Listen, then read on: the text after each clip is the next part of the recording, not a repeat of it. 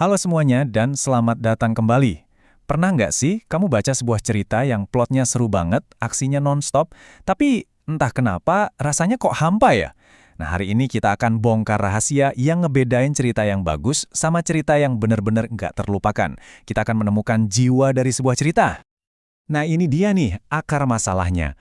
Banyak banget penulis yang fokus sama apa yang terjadi. Ledakan, kejar-kejaran, pengkhianatan. Tapi kalau semua kejadian itu nggak mengubah si tokoh utama sama sekali, ya itu cuma jadi daftar peristiwa aja. Jiwanya hilang, dan ceritanya jadi gagal nyentuh hati kita.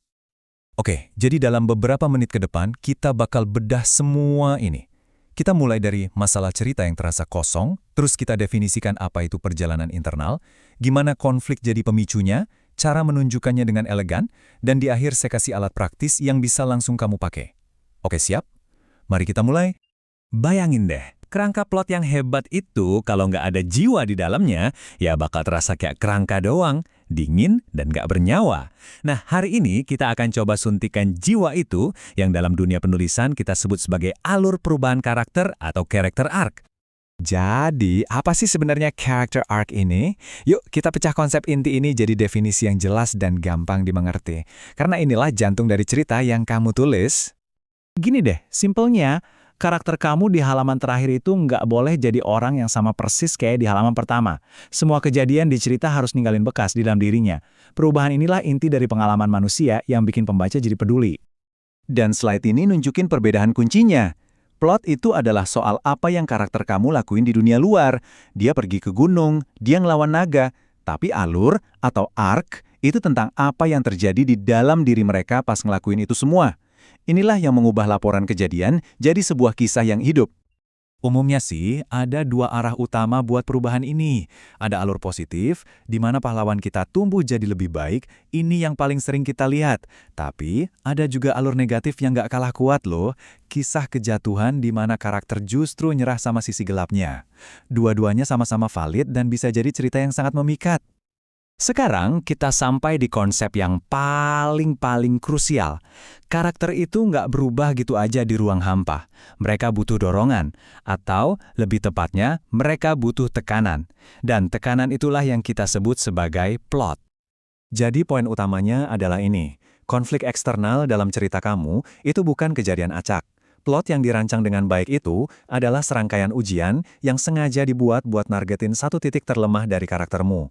Maksa dia buat ngadepin ketakutan atau keyakinan salah yang selama ini dia pegang erat-erat. Metafora ini bener pas banget buat ngegambarin ya. Anggap aja plot cerita kamu itu sebuah tungku api.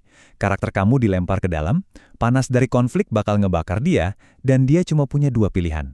Jadi lebih murni dengan ngelepasin kelemahannya, atau hancur lebur jadi abu. Nggak ada pilihan ketiga. Nah, di sini kita bisa lihat reaksi berantainya.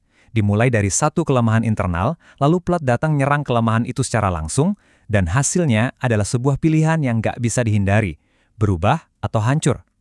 Ini adalah logika sebab akibat yang bikin perubahan karakter jadi terasa nyata dan layak didapetin.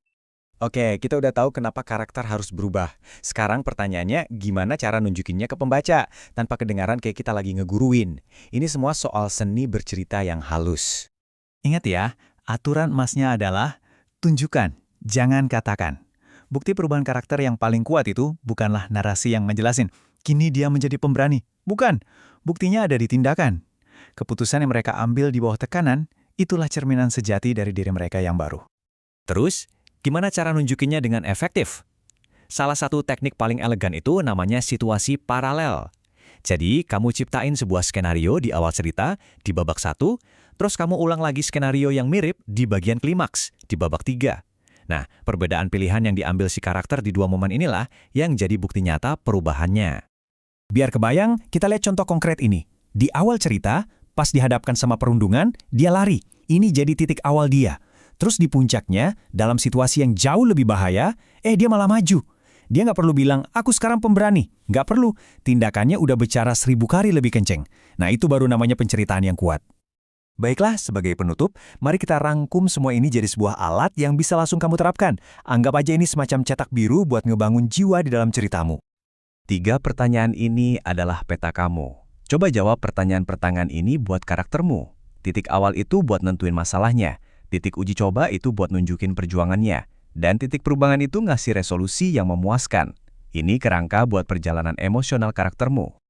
Pada akhirnya, ya inilah kesimpulannya. Plot dan alur karakter itu dua sisi dari mata uang yang sama. Nggak bisa dipisahin. Plot yang seru tanpa perubahan batin itu cuma kayak pertunjukan kembang api yang kosong. Sebaliknya, karakter yang menarik tanpa tantangan yang maksa dia berubah, ya cuma kayak potret yang diem. Keajaiban itu baru terjadi kalau keduanya dijalin jadi satu. Jadi, saya mau tinggalin kamu dengan pertanyaan ini. Saat kamu ngerancang cerita kamu berikutnya, jangan cuma nanya, terus apa yang terjadi selanjutnya? Tapi tanyakan juga, kenapa kejadian ini penting buat orang yang ngalaminnya? Karena di dalam jawaban itulah, kamu akan menemukan jiwa dari cerita kamu.